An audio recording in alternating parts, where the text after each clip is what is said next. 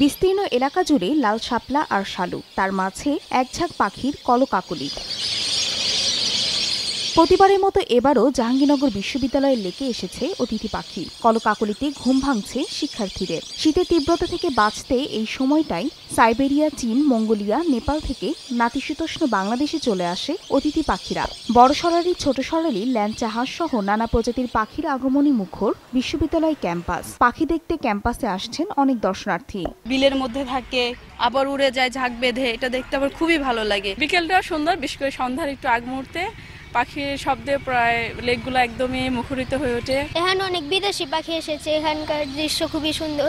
অনেকে এসে ঢিল ছুঁড়ে পুকুরের মধ্যে, তারপরে ময়লা ফেলে, এগুলো তো আসলে ওদের জন্য ক্ষতিকর। শীত থেকে বাঁচতে হাজার মাইল পাড়ি দিয়ে আসা এসব অতিথি পাখিদের বিরক্ত না করতে দর্শনার্থীদের প্রতি আহ্বান জানিয়েছেন বিশ্ববিদ্যালয় কর্তৃপক্ষ।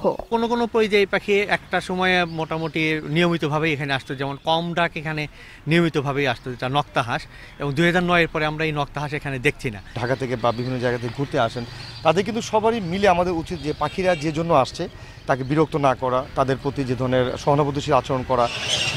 প্রতি বছর দেশি বিদেশি মিলিয়ে 10 প্রজাতির পাখির সমাগম ঘটলেও এবার দেখা মিলছে মাত্র 5 প্রজাতির পাখির।